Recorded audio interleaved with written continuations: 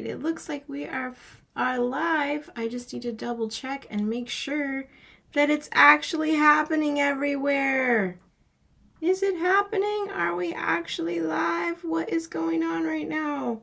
What is even happening right now?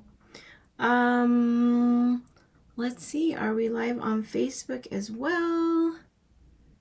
Hi, Karen. JQR Investments. Hi. I'm going to talk about love blocks. I'm going to talk about what they are because I get asked that very often. And that's something that I think that a lot of us would really just like to know the answer to. What are love blocks? It's really easy. There's something they're kind of easy to understand. And they're actually something that we can clear out and fix. Because it's wonderful to get those things out of our energy and then not have them be an issue anymore. So let's see.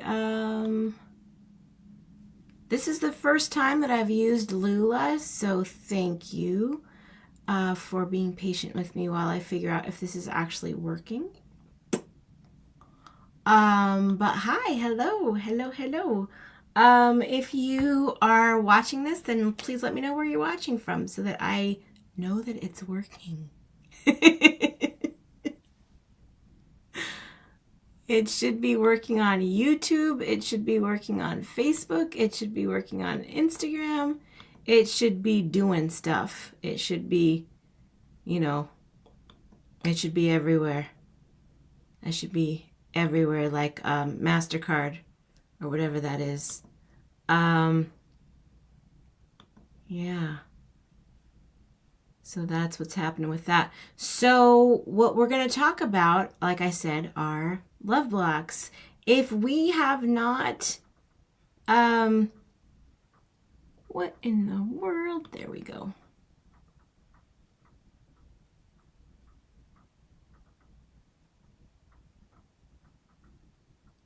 Yikes. Okay. If we have not talked before, hi. If we haven't talked before, hi. I am Carissa Montooth. I am a love coach and an energy healer, and I help high-achieving single women 35 and older to attract their right person into their lives. Almost 90% of my clients are in happy, healthy relationships. And I specialize in tough cases, and I'm very good at what I do. So today, what we're going to talk about are love blocks. What are love blocks? We've always heard about money blocks and stuff like that. Hi, Roosevelt. Hi. Tell Carol I said hi. Hi, C. Dunn. So when we talk about love blocks, what are love blocks? Love blocks are, to just kind of put it really clearly, love blocks are really deeply held beliefs. They can also be mindset, like mindset issues. They can be energetic things. They can be connections that we actually have to an X in energy. But they're things that are obstacles to our natural magnetism for love. And we want to be aware of them so that we can clear them out, because having them sucks. Having them means that we repeat this pattern over and over again of attracting the same kind of love that makes us really unhappy.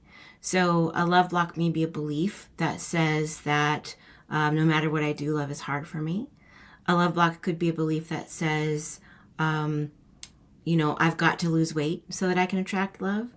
It may be a belief that says there aren't enough, eligible people in the world for me, or, I've seen people with love blocks in small towns and they think, well, there aren't enough people here for me to find a match. And I've seen love blocks in people who are in big cities and they think that there are so many people here, it's very superficial, so it would be really hard for me to find love. And those people all still find love. So that's not what it is. It's not that what you believe is true. It's that because you're believing it, you're manifesting it into that situation. So love blocks are these beliefs that keep us from actually being able to have the love that we want to have in our lives, because we are naturally magnetic to love. Naturally, like that. That's how we're built. That's what we as human beings, we are love magnets. But a lot of times we will have really bad experiences that give us new beliefs about love, that tell us that love is hard, or that certain things are true about women, or certain things are always true about men, and that means that we can't have the love that we want, or that it's going to be very hard, or that we're going to have to settle, or that we're going to have to make really big compromises to have what we want. And it's just not true. So love blocks are really powerful because they live in our subconscious mind. And our conscious mind is what we think is in charge, but our conscious mind is only 10 to 20% of what we're creating our lives with. It's really not as powerful as we like to think that it is. Hey, Brandon. Hi, love. I'm trying out Lula TV, Brandon. It's pretty cool. I need to be able to go live everywhere at once. I need to be everywhere at once. That's how we're doing it. in this latter half of 2023, we're going to be everywhere. Like what is it? Is it American Express? What is that credit card where it's like we're everywhere you want to be? That's what I'm doing. So when we talk about love blocks, they actually live in our subconscious mind, which is 80 to 90% of how we're creating, whether that's making choices or whether that's manifesting and attracting. It's the most powerful thing. It's got the most kind of momentum behind it, right? So we need to clear things out in our energy so that we can actually see changes. Otherwise, it just keeps repeating. And we think that we're just responding to a crazy world, but we're actually creating that crazy world by thinking that it's crazy, by believing that there's no order to it or that we have no power or control over it. It's wild, but we actually have the ability to clear love blocks and become really magnetic. And it's not even becoming magnetic to love. Honestly, it's like our natural magnetism for love. We're just re-engaging that. We're just letting that be in its full glory. We're getting rid of everything that's in the way. There's that great quote from Rumi that's like, ours is not to find love, but to seek and find all of the obstacles that we have created in the way to love. I'm paraphrasing, but essentially that's what Rumi was talking about. So yeah, love blocks can really be an issue. And, there are a lot of ways that we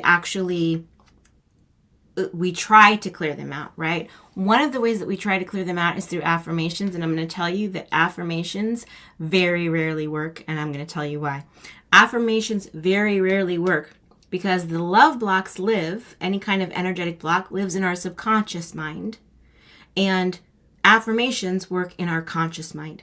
So for something to actually get into our subconscious mind from our conscious mind, we've got to repeat it hundreds and hundreds and hundreds of times a day for at least a month. And most of us just get bored with trying to do hundreds of affirmations a day for 30 days.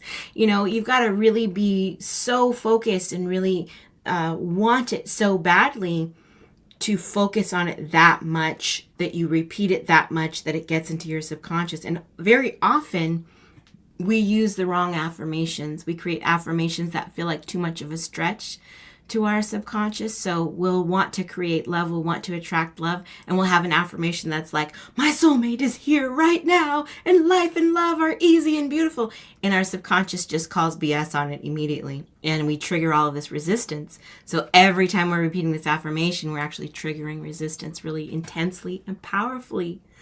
So affirmations are kind of hard to use if you want to clear out a block to love. Because they take so long to get down into your subconscious mind. But one thing that works really well is if you pick an affirmation that's a little bit of a stretch, but not too much of a stretch, and you record yourself saying this affirmation. Maybe you're repeating it for about 2 or 3 minutes. You make a recording of that, and you really, in the recording, need to be like energetic and committed to that idea, and you're like speaking it into existence in the future. You record that in audio, and then you play that audio over and over and over again while you sleep really low, because then what's happening is you're feeding it into your subconscious without triggering the resistance. And it gets sucked up really powerfully because your subconscious mind goes, hey, I recognize that voice. If I'm saying that, I must believe it. And it becomes a lot easier for you. Hi, Dream Editor. Nice to have you here. Yeah, so that is one of the ways that you can actually clear out love blocks is through creating audios of the affirmations that you want to use. But regularly just trying to use affirmations, that's not the business. That is not the business. It doesn't work that well. Because it just takes too long. It takes too long to get in there. So yeah, a lot of times when we're trying to clear out blocks, we try to do different things like that. But because blocks to love are actually in the realm of our subconscious mind, that's actually the realm of energy work and energy healing.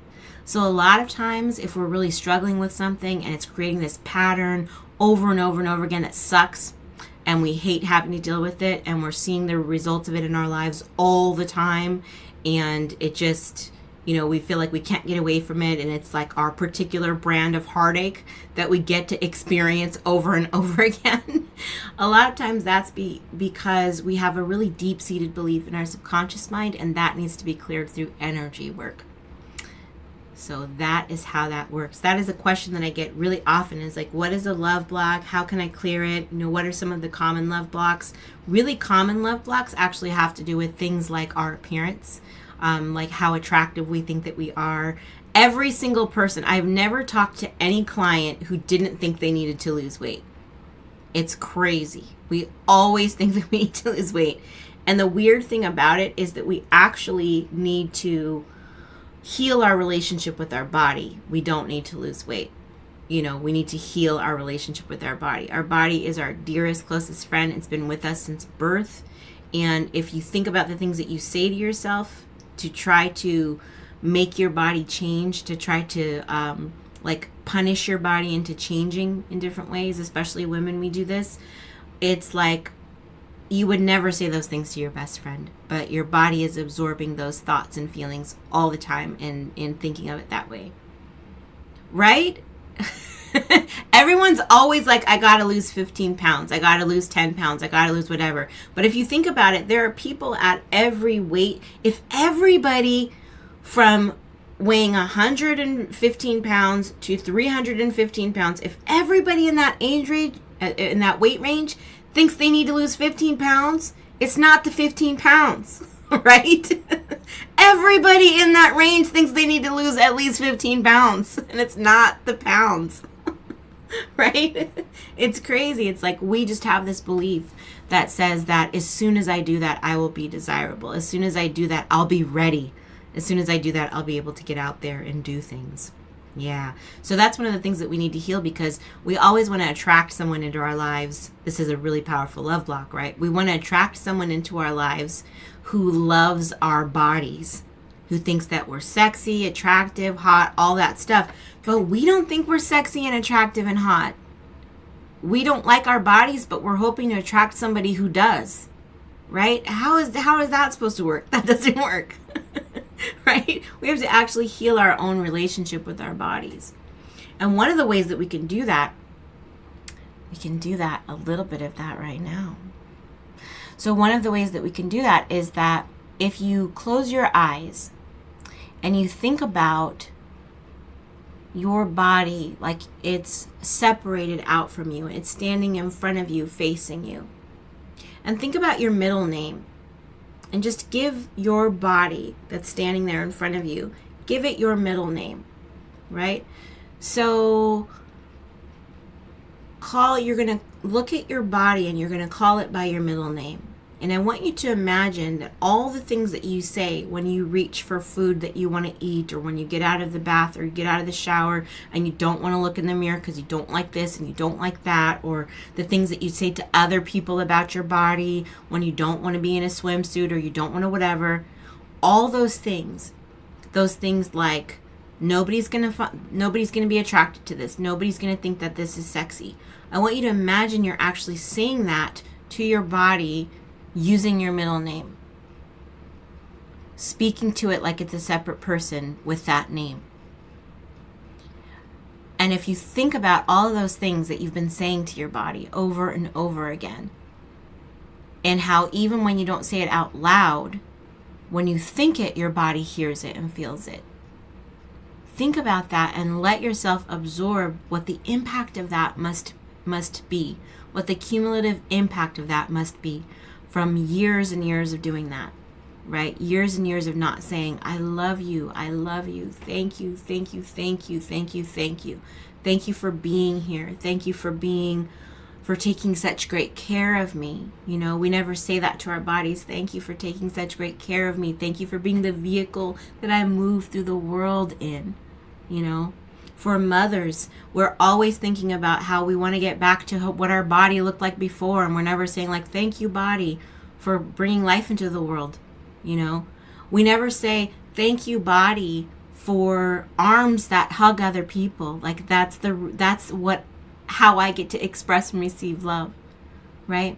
We're always just saying these things to our bodies that are ways of trying to punish it into being something that we think is more perfect.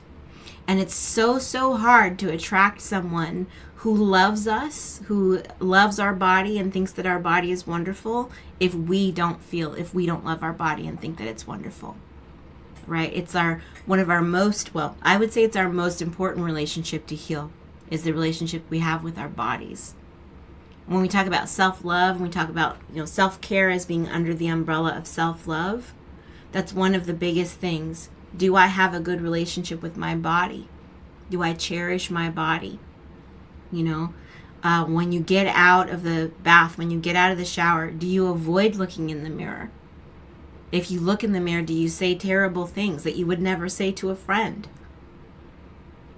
I want you to stop doing that. Knock it off. Stop right now.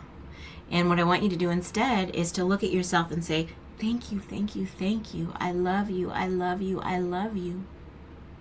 And you're going to feel weird the first few times that you do that. As you're looking in the mirror, you're going to feel weird. You're going to be like, this is corny. Even if you've done lots of healing, you still might feel like this is a little bit corny still. Do it anyway. Just be like, Carissa told me to do this, and I'm going to do it so I can heal my body, my relationship with my body. That's one of the biggest blocks that we have to love.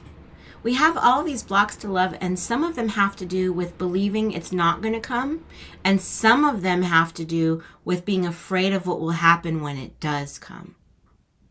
And those are things that are things like, what if this person comes to my house and they see that it's really messed up? Like they see that I've got things everywhere or something like that. I've had clients who I've walked through, there's something that we do together called a mental movie, right? And it helps to manifest the love to come into their lives. And a lot of times people are like, oh, I can't do that part of the mental movie because every time I do that, it just goes off the rails and I can't actually envision this good thing happening for me. They think they envision it up to a point and then they just see catastrophe. Hey, Sarah. Hi, love. Good to see you here. So yeah, sometimes it's really hard to try to kind of like hold that vision. It can be really difficult to, because those are the blocks that come up. And often those blocks come up, the blocks that have to do with like, I'm afraid I'm going to get the thing that I want. I'm afraid I will have the relationship that I want. Those kind of blocks come up as we get closer to actually having that relationship. It's like, when I'm beginning to work with my clients one-on-one, what I what I experience with them is that a lot of their fears and doubts come up initially. First, they just have a difficult time with believing that they actually deserve to invest their time and energy in themselves in that way, and